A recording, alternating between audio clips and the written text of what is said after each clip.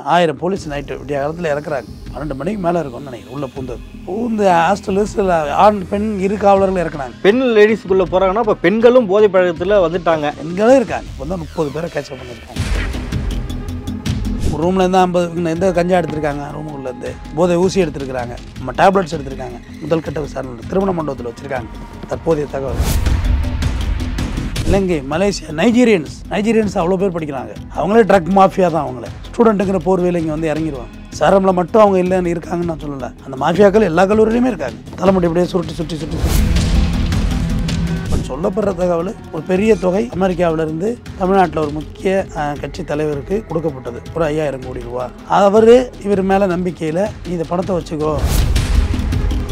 இல்லை, இப்போ இந்த ரெய்டு வந்து பார்த்தீங்கன்னா பாரி வந்து டார்கெட் பண்ணி தான் இந்த ரைடு நடக்குது. அதில் ஒரு குற்றம் நடந்திருக்கு, அதை ஒத்துக்கங்க. முதல்ல போட்டு அழிச்சாங்க. அதோட மதிப்பை 240 கோடி ரூபா.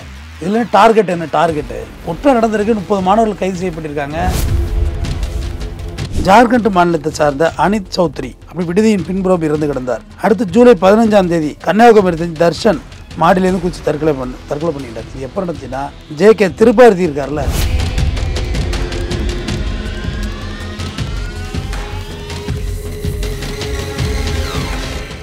ரியல் ஒன் நேயர்களுக்கு வணக்கம். இன்றைய சிறப்பு நேர்களுக்காக நம்முடன் இணைகிறார் குற்றவியல் வழக்கறிஞர் டாக்டர் RS தமிழ்வந்தன் அவர்கள்.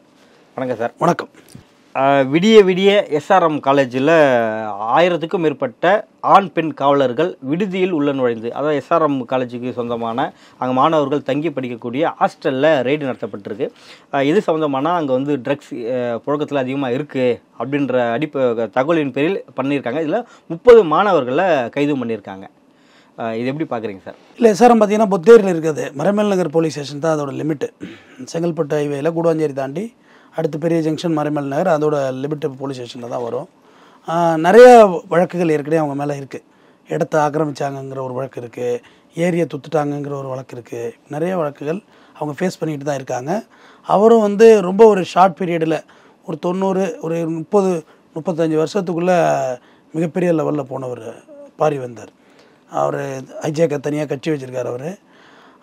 அவரை பற்றி சொல்லணுன்னா அவர் ஒரு உடையார் சமுதாயத்தை சார்ந்தவர். அவர் ரொம்ப எளிமையான பெண்புலம். டியூஷன் சென்டர் தான் வச்சுருந்தார். ஆசிரியர் பின்னணி தான். இது போக அரிசி வியாபாரம் தான் பண்ணிகிட்டு இருந்தார் அவர். இதுதான் அவரை பற்றியான பின்னணி. ஆனால் இன்றைக்கி ஒரு குறுகிய காலத்துக்குள்ளே இன்றைக்கி வந்து அவங்க வந்து கால் பதிக்காத துறைகளே இல்லை. அந்தளவுக்கு அவங்களோட வளர்ச்சி அபார வளர்ச்சி. இந்த ஃப்ளைட்டு தான் வச்சில்லை, இப்போ எல்லா ஃபீல்ட்லேயுமே அவங்க இருக்காங்க. அவங்க இல்லாத துறைகளே இல்லை. SRM காலேஜ் வந்து பார்த்திங்கன்னா யூனிவர்சிட்டி, பல்கலைக்கழகமே இருக்குது அவங்கள்ட்ட. இது போக பார்த்திங்கன்னா ஒரு ட்ரெயின் டூரிசம் ஒன்று விட்டாங்க. அதாவது அந்த ட்ரெயின் பார்த்திங்கன்னா இந்தியா பூரா போகும். நீங்கள் அதில் SRM போய்ட்டு புக் பண்ணிங்கன்னா டூரிஸ்ட்டுக்குன்னு நீங்கள் அதில் ட்ரெயினில் போய்க்கலாம். அதில் 5 பெட்டிக்கு 3 மருத்துவர் இருப்பாங்க. உங்களுக்கு எதுவும் உடம்பு சரியில்லைனா கூட சரி பண்ணுவாங்க. அந்தளவு டூரிசமே தனி ட்ரெயின் விடுற அளவுக்கு அவங்க வளர்ந்து வந்தாங்க. அவங்க ஃபண்டெல்லாம் அப்படிப்பட்ட ஃபண்டு. சினிமா துறையில் 20க்கும் மேற்பட்ட படங்களை வாங்கி டிஸ்ட்ரிபியூட் பண்ணாங்க. ஒரு 4 படம் இவங்களே சொந்தமாக எடுத்தாங்க. அதில் தான் மதன்லாம் கைதானார். உங்களுக்கு தெரிஞ்சிருக்கும். மதன் தான் அதுக்கு இதுவாக இருந்தார், ப்ரொடியூசராகவே இருந்தார். ஆமாம், இருந்தார். அப்போ ஒரு கட்டத்துக்கு மேலே இவர் இது தெரியாதுன்ட்டார். யார்? பாரிவந்தர். எனக்கு மதனை தெரியாது, வந்து கேட்டால் நான் இப்போ வளர்கிற பையன், சரி நல்லா இருக்கட்டும் சொல்கிறேன், அவ்வளோதான் அப்படின்ட்டார். அதுக்கு டாக்டர் ராமதாஸ் கூட ஒரு விளக்கெல்லாம் சொல்லியிருந்தார். நீனும் மதனும் சேர்ந்து சினிமாவில் கூத்தடிச்சது தெரியாதாங்கிற மாதிரி அவர் ஒரு இதில் சொல்லியிருந்தார். ஒரு வாட்டி கூட்டணியை விட்டு வெளியேறதுக்கே இதை ரீசனாக சொன்னார். யார்? பாரிவந்தர். எங்களுடைய எதிரி கட்சி பாமக இருக்குது, அதனால் வெளியே வர்றேன்னு சொல்லிட்டு வெளியே வந்தார். அவர் ஆல்ரெடி எம்பியாலாம் இருந்தார். இப்போ நின்று எலெக்ஷனில் நின்று தோற்று போயிட்டார். இப்போ தனியாக வந்து தோற்று போயிட்டார். இப்போ பிஜேபி அலையன்ஸில் நின்று தோல்வியை தவிட்டார் பெரம்பலூரில். யார்? நேரு. அவங்க KN நேரு அண்ணா மகன்கிட்ட. தொலைக்காட்சிகளே தனியார் ஊடகங்களே அவங்கள்ட்ட 3-4 இருக்குது. எல்லா துறையிலையும் கால் பதிக்காத ஃபீல்டே இல்லை. அவங்க இப்போ சினிமா படம் எடுத்து தான் இவர் படக்காரர் ஆகணுங்கலாம் கிடையாது. அந்த ஃபீல்டே என்னென்னு பார்ப்போம். ஒரு இது அந்தளவுக்கு ஒரு மனிதராக அறியப்பட்டவர் அவர். ஒரு சாதாரண டியூஷன் சென்டர் ஆசிரியராக இருந்த ஒரு மனிதர்கிட்ட எப்படி இவ்வளோ பெரிய படம் வந்தது அப்படின்னு ஒரு EVK இளங்கோவன் அவங்க தொலைக்காட்சியிலே கேட்டார். அதை எடிட் பண்ணால் அப்படியே போட்டாங்க. அப்படியே கேட்டார், எப்படி உங்கள் அரிசி தானே வியாபாரம் பண்ணிட்டு இருந்தார் உங்கள் ஓனர், எப்படி இவ்வளோ எப்படி பணக்காரரானார்? ஏன்னா EVK இளங்கோவனை பற்றி உங்களுக்கு தெரியும், அவர் எப்படி பேசுவார் அப்படின்னு. எப்படி பணக்காரரானார் சொல்லுங்கள் அப்படின்ட்டு கேட்டாப்புல அவர். அதை டெலிகாஸ்ட்டும் பண்ணிட்டாங்க. அது ஒரு பெரிய சர்ச்சைக்கு உள்ளாச்சு. அந்த விஷயங்கள் அந்த காலகட்டங்களில் அது சர்ச்சையாச்சு. அது எல்லார்ட்டையும் அந்த கேள்வியும் அதுக்கு பலரும் பலவாறு கதைகள் சொல்லுவாங்க. அந்த பேமெண்ட் எப்படி இவ்வளோ பெரிய பணம் வந்துச்சு அப்படின்னா ஒருத்தவங்க ஒரு ஸ்டோரி சொல்கிறாங்க. அதாவது இவ்வளோ பெரிய சாம்ராஜ்யத்தை அமைக்கிறதுக்கு ஒரு சிறு தொகையெல்லாம் தேவைப்பட்டிருக்காது. நிச்சயமாக இல்லை, நிச்சயம் பெரிய தொகை. அது பெரிய தொகை. அது ஒரு வட்டாரத்தில் சொல்லப்படுற செய்தியாக ஒரு ரூமராக இருக்கலாம், உண்மையாக இருக்கலாம், அதை பற்றி எனக்கு தெரியாது. பட் சொல்லப்படுற தகவல் ஒரு பெரிய தொகை அமெரிக்காவிலேருந்து தமிழ்நாட்டில் ஒரு முக்கிய கட்சி தலைவருக்கு கொடுக்கப்பட்டது. ஒரு 5000 கோடி ரூபா கொடுத்தாங்க. இவர் மேலே நம்பிக்கையில் நீ இந்த பணத்தை வச்சுக்கோ, தேவைப்படுறப்ப நான் வாங்கிக்கிறேன், இது ஒரு இடத்துக்கு கொடுக்கணும், இந்த பணத்தை பத்திரமா வச்சுக்கோ, ஆனால் நேரடியாக அந்த இடத்துக்கு கொடுக்க முடியாது, அப்படி ஒரு பிரச்சனை இருந்துச்சு. அப்போ அந்த பணம் இவர்கிட்ட ஒரு 3000 கோடி ரூபா ஹோல்ட் ஆனதாகவும், நான் பயன்படுத்திக்கிறேன், கேட்குறப்ப நீங்கள் வாங்கிக்கலாங்கிற மாதிரி பயன்படுத்தப்பட்டதாகவும், அந்த நேரத்தில் 1991 நம்ம இந்தியாவில் ஒரு மிகப்பெரிய தேசிய தலைவர் ஒருத்தர் நம்ம ஸ்ரீபெரும்புதூரில் படுகொலை செய்யப்பட்டார். படுகொலை செய்யப்பட்டப்ப ஃபுல் ஃபோக்கஸும் அதில் மாறிட்டு இந்த பணத்தை வந்து அப்போ கையாள முடியல, திசை திரும்பி போயிட்டு, அதனால் இந்த பணம் இவர்கிட்டே தங்கிட்டதாக ஒரு தகவல் சொல்கிறாங்க. அது எந்த அளவுக்கு உண்மைங்கிறதுலாம் தெரியலை. பட் சொல்லப்படுகிற தகவல் இதுதான். ஏன்னா எப்படி ஒரு ஷார்ட் பீரியடில் இவ்வளோ பெரிய சாம்ராஜ்யத்தை ஒருத்தவங்களால் கட்டமைக்க முடியும்? அரசியல் அப்பைக்கப்போ அவர் தேவைப்படும். எந்த கட்சியிலாவது சைட் அடித்து இருந்துக்குவார், சேஃப் ஜூனில் இருந்துக்குவார். இப்போ மத்திய அரசோட சேஃப் ஜூன் கட்சியில் தான் இருக்கார். அவர் பாதுகாப்புக்கு ஒரு கட்சி மாறிப்பார், போய்ப்பார், வந்துப்பார். தனியாக ஐஜேக்கேன்னு கட்சி அவர் ரன் பண்ணிட்டு அவருடைய வாழ்வியல் நடத்திட்டு இருக்கார். இப்போ இந்த காலேஜுக்கு வருவோம். இந்த புத்தேரி கல்லூரியில் மறைமங்கலர் போலீஸில் திருவள்ளூர் மாவட்டத்தை சேர்ந்த அனுப்பிரியா மே 5ஆம் தேதி மாடியிலேருந்து குதிச்சாங்க, 10வது மாடிலேருந்து. அடுத்து 2வது நாளே ஜார்க்கண்ட் மாநிலத்தை சார்ந்த அனித் சௌத்ரி அப்படி விடுதியின் பின்புறம் இறந்து கிடந்தார். அடுத்து ஜூலை 15ஆம் தேதி கன்னியாகுமரி தர்ஷன் மாடியிலேருந்து குதிச்சு தற்கொலை பண்ணிட்டார். இது எப்போ நடந்துச்சுன்னா, ஜே.கே. திரிபாதி இருக்கார்ல, திரிபாதி அவர் வந்து காவல்துறை இயக்குனராக இருந்தப்போ இந்த அஃபென்ஸ் நடந்தது. அப்போ எத்தனை ஆண்டுகளுக்கு முன்னாடி உள்ள பிரச்சனை பாருங்க. அப்போதைக்கு அவர் என்ன செஞ்சார், இதை சிபிசிஐடிக்கு வந்து இந்த வழக்கை வந்து அவர் டிரான்ஸ்ஃபர் பண்ணுறாரு. அப்போ எஸ்பி மல்லிகா தான் அந்த வழக்கை வந்து ஹேண்டில் பண்ணாங்க. அப்போயே இந்த கல்லூரி மேலே உள்ள பிரச்சனைகள் இருந்துச்சு. இன்றைக்கெல்லாம் நடந்திருந்தால் பெரிய ஜூம் பிரச்சனையாக இருக்குது. அன்றைய காலகட்டங்களில் உள்ள செய்திகளில் இருக்குது இந்த விஷயங்கள்லாம். ஆனால் அன்றைக்கி அவ்வளோ பெரிய ஊடகம் வெளிச்சம் இல்லை. இன்றைக்கெல்லாம் சென்சிட்டிவ் ஆகி போச்சு. இன்றைக்கெல்லாம் நடந்திருந்தால் வேறு மாதிரி கொண்டு போயிடுவாங்க. அன்னைக்கு நிலைமைக்கு அது அவ்வளோதான். அது போச்சு. ஒரு மாணவன் ஜார்க்கண்டு, ஒன்று திருவள்ளூர் சேர்ந்த மாணவி, அப்படியே போயிடுச்சு, நீத்து போயிடுச்சு. அந்த பிரச்சனை அப்படியே இருக்கட்டும். அதுக்கு அடுத்து பார்த்திங்கன்னா இந்த போதை பழக்க வழக்கம். இதில் பார்த்திங்கன்னா அவரோட கல்லூரியில் மட்டும் பார்த்திங்கன்னா தமிழ்நாட்டை சார்ந்தவர்கள் மட்டும் இல்லை, ஆந்திரா, கர்நாடகா, இந்தியாவில் உள்ள எல்லா ஸ்டேட்லேருந்து படிக்கிறாங்க. ஒன்று.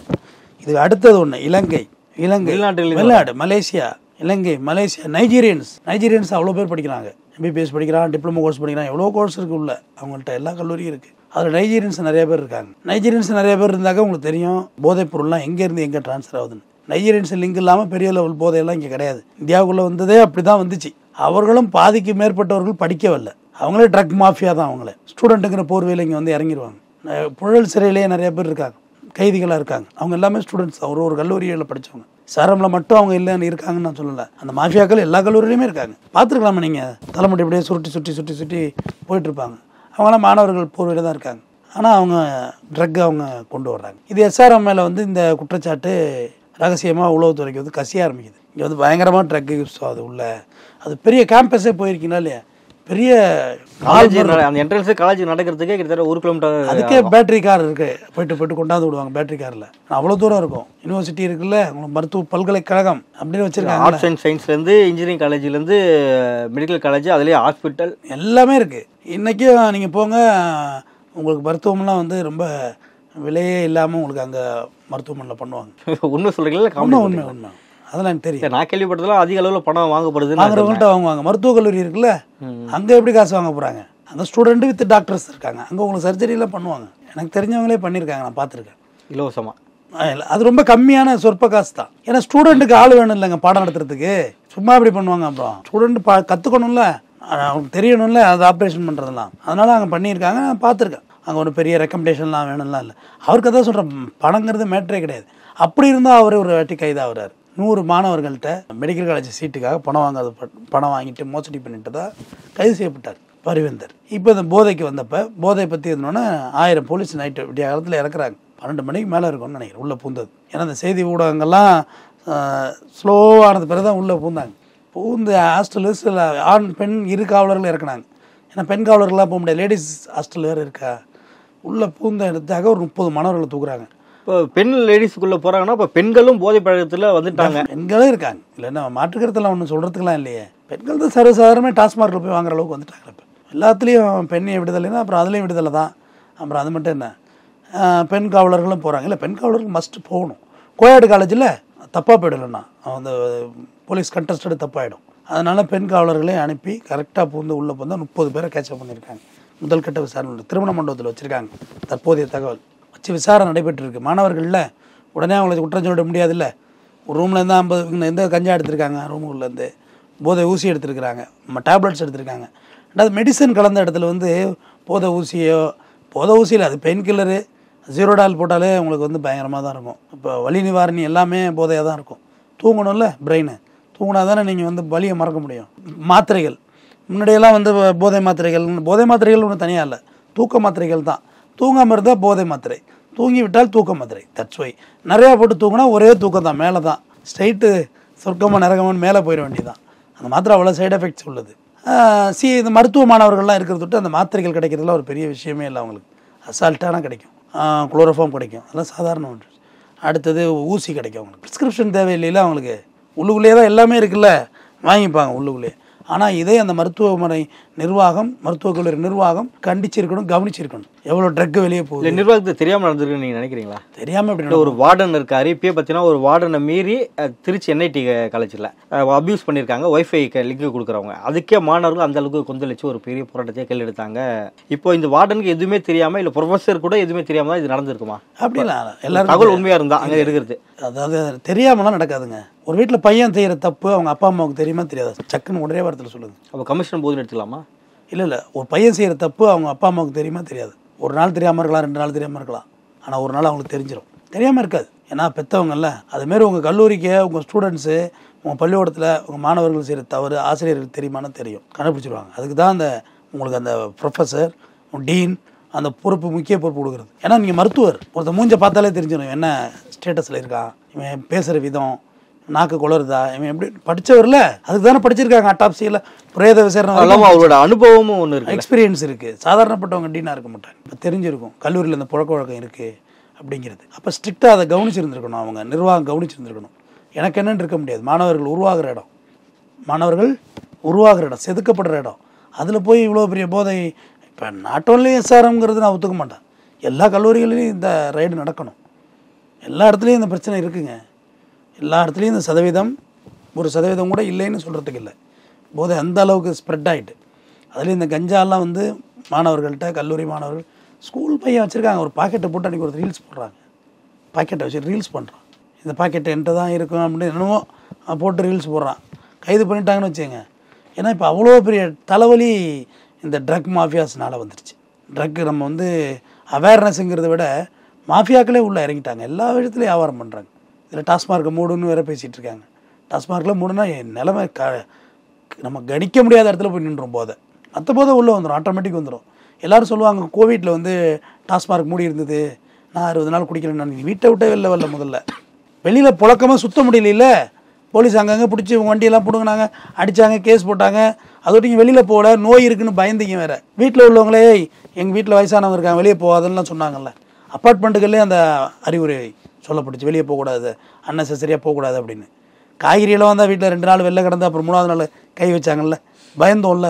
அப்படியே இப்போ பயப்படுவாங்க. டாஸ்மார்க் இல்லைன்னா பிளாக்கில் ஓட போகுது, சாராயம் காய்ச்ச போகிறாங்க. சாராயம் காய்ச்சுறாங்கன்னு சொல்லி தானே கள்ளச்சாராயத்துக்கு மரணிக்கிறாங்கன்னு சொல்லி தான் அரசாங்கம் எடுத்து நடத்துனுச்சு இந்த கடையை. ஏடிஎம்கே பீரியடில் தான் எடுத்தாங்க அந்த கடைகளை, அரசுடைமையாக்குறாங்க. அதனால் இப்போ இந்த மாணவர்கள் இந்த இளம் வயசில், இந்த குரோத்தபிள் பீரியடில் போதையில் வந்து ஆர்கன்ஸ் எல்லாம் அடி வாங்கினுச்சுன்னா அவங்களோட கேரியர் ரொம்ப பாதிக்கும். இல்லை, இப்போ இந்த ரைடு வந்து பார்த்திங்கன்னா பாரி வந்தரை டார்கெட் பண்ணி தான் இந்த ரைடு நடக்குது. ஸோ போதைக்கான ரைடு இல்லை அப்படின்னு சொல்லிட்டு வேற ஒரு பார்வையெல்லாம் ஒரு சிலர் சொல்கிறாங்க. ஏங்க முதல்ல ஒரு குற்றம் நடந்திருக்கு, அதை ஒத்துக்கங்க முதல்ல. இதில் டார்கெட் என்ன, டார்கெட்டு என்ன கென் ஷாட்டாக நடக்குது டார்கெட் வைக்கிறதுக்கு. குற்றம் நடந்திருக்கு, 30 மாணவர்கள் கைது செய்யப்பட்டிருக்காங்க. அவர் ஒரு அறிக்கையாவது விடணும், நேரம் அறிக்கை விட்டுருக்கணும்ல. கல்லூரி தாளாளருங்கிறது தனி தள்ளுங்க. நீங்கள் ஒரு கட்சி தலைவர், உங்கள் கட்சியில் தான் இது நடந்திருக்கு, உங்கள் கல்லூரியில் தான் இது நடந்திருக்கு, உங்கள் கேம்பஸில் தான் பிடிச்சிருக்காங்க. வெளில இருந்து வச்சா பிடிச்சாங்க உங்களை? இல்லை செக் பண்ணி தானே உள்ளே போகிறாங்க, செக்கிங்கில் இருக்குது. இப்போ அது மட்டும் இல்லை, பொத்தேரியை சுற்றி எவ்வளோ லேடிஸ் ஹாஸ்டல் இருக்குது, எவ்வளோ பாய்ஸ் ஹாஸ்டல் இருக்குது, எவ்வளோ பாய்ஸ் வீடு இடத்துலாம் தங்கியிருந்தான். எல்லா இடத்தையும் தான் உள்ளே பூந்து அழுறாங்க. என்ன பொத்தேரி நீங்கள் மட்டும் தான் காலேஜ் வச்சுருக்கீங்களா என்ன? இன்னும் 2-3 பள்ளிக்கூடம், பெரிய பெரிய பள்ளிக்கூடம்லாம் இருக்காங்க. ஓகேவா? எல்லாத்தையும் சரௌண்டிங் ஃபுல்லாகவே ரவுண்ட் பண்ணுறாங்க. குற்றத்தை குறைக்கிறதுக்கு தாங்க அரசு நடவடிக்கை எடுக்க முடியும். எதுக்கெடுத்தாலும் அதுக்கு ஒரு விமர்சனம், இது என்னை டார்கெட் பண்ணுறீங்க, என்னை நீங்கள் கார்னர் பண்ணுறீங்க, இப்படி தான் விளக்கம் சொல்லலாம், அரசியலுக்கு சொல்லலாம். ஆனால் காவல்துறைக்கு அதுக்கு என்ன இருக்குது? காவல்துறைன்னா அரசாங்கமா? இது கட்சி நடத்துதா காவல்துறையை? அது கவர்மெண்ட்டுடைய ஒரு பார்ட்டுங்க. அவங்க வேலையை பார்க்கட்டும். நீங்கள் போய் பாருங்கள், காட்டாங்குளத்தூர், பெத்தேரி, செங்கல்பட்டு இந்த பிளாக்கில் வாரத்துக்கு ஒரு 2 கல்லூரி மாணவனாவது ஆக்சிடெண்ட்டில் சாவறானா இல்லையா? போய் பாருங்கள். மஞ்சள் கலரில் வரைஞ்சி அவர் 304A BNSன்னு போட்டு ரவுண்ட் பண்ணியிருக்காங்கல்ல, அது ஒரு ரவுண்டிங்காக நம்ம கடந்து போயிட்டுருக்கோம். இதை மஞ்சளில் காவல்துறை வரைஞ்சி வச்சுருக்காங்கன்னு.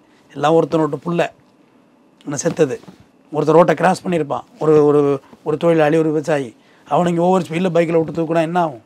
இறந்து தான் போவான். பெடஸ்ட்ரியன் ஒரு ஆண்டில் அதிக பேர் இறக்குறது பெடஸ்ட்ரியன் தான். ஏன்னா அந்த ஏரியாவில் மேலால் போய் நடந்து போகிற இது இல்லை. இப்போ அந்த இடங்களெல்லாம் கொஞ்சம் எக்ஸலேட்டர் மாதிரி உள்ளது போடணும்னு நான் ரொம்ப நாள் எனக்கு ஒரு ஐடியா போகிற பார்ப்பேன்.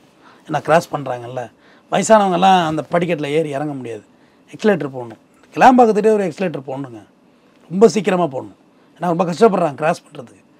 ஏன்னா பேருந்துலேருந்து இறங்கி இந்த பக்கம் மாறுறது, அப்போ நிறைய விபத்துகள் நடக்க வாய்ப்புகள் இருக்குது. அப்போ இதில் இந்த போதையும் சேர்ந்து மாணவர்கள்ட்ட கலந்தாக்க என்ன ஆகும்? நாளைய சமுதாயம் அப்துல் கலாம் ஆசைப்பட்டார், இளைஞர்கள் தான் முக்கியம்னு. விவேகானந்தரே சொன்னார், 100 இளைஞர்கள் கூட இந்த நாட்டை நான் திருத்தி வந்துடுறேன்னு. அப்துல் கலாமா அதே தான் சொன்னார். அப்போ இருந்த காலகட்டம் வேறு. இப்போ இந்த கஞ்சா ஆஃப்டர் கோவிட் பார்த்தீங்கன்னா ஆந்திராவிலேருந்து நிறைய உள்ளே வந்துருச்சு. எல்லாம் 1 கிலோ 1/2 கிலோலாம் இல்லை, அதெல்லாம் டன்னு கணக்கில் உள்ளே பூந்துருச்சு. இப்போ நேற்று கூட அரியலூரில் ஒரு பெரிய சிமெண்ட் ஃபேக்ட்ரியில் எரிஞ்சிக்கிட்டு இருக்கிறதுல போட்டு அழிச்சாங்க. அதோட மதிப்பே 240 கோடி ரூபா. 240 கோடி ரூபாய்க்கான கஞ்சாவை அழிச்சாங்க கவர்மெண்ட். அந்த நெருப்பில் போட்டு அந்த சிமெண்ட் ஃபேக்ட்ரியில் எரியுதில்ல கனல், அதில் உள்ள தூக்கி தொழிலாளர்கள் போட்டு எரிச்சாங்க. அது நடந்துச்சு, நான் பார்த்தேன். அது சிமெண்ட் ஃபேக்ட்ரியில் வச்சு எரிச்சாங்க. அதேமாதிரி செங்கல்பட்டு ஒரு தனியார் ஆலையில் அதுமாரி அது சில மாதங்களுக்கு சில நாட்கள் நடந்தது. ஒரு போதையை போட்டு அழிச்சாங்க. இது போலீஸே செய்கிறாங்க. அப்போ பார்த்துங்க, இவ்வளோ தான் இருக்குது, மொத்தமே எடுத்தால் இவ்வளோ தான் இருக்குது. அது 240 கோடி ரூபா. அப்போ இந்த இளைஞர்கள்ட்ட அவங்க பணம் எவ்வளோ உறிஞ்சப்படுங்கிறத கவனிங்க. போதை ஒரு பக்கங்க, அவங்க பொருளாதாரம், அவங்க பேரண்ட்ஸ் பணம் அனுப்பிக்கிட்டே இருப்பாங்க. புள்ள படிக்குதுன்னு. புள்ள இங்கே குடிச்சிட்டு இதுமாதிரி கும்மாலெல்லாம் போட்டுட்ருக்கு. எத்தனையோ பேர் அந்த பகுதிகளில் வீடு எடுத்து லிவிங் டுகெதராகவே இருக்காங்க. மாணவர்களே இருக்காங்க, சமைச்சு சாப்பிட்றாங்க, ஒரே வீட்டில் வாழ்கிறாங்க. இதில் என்ன இருக்குது? லிவிங் கிட்ட 2 விதமாக பார்க்கலாம். திருமண உறவை தாண்டிய உறவாக இருக்குதா, இல்லை நண்பர்கள் ரூமுகளை எப்படி இருக்காங்க நமக்கு தெரியாது. ஆனால் அங்கே இருக்காங்க, நிறைய வீடுகள் எடுத்து தங்கியிருக்காங்க.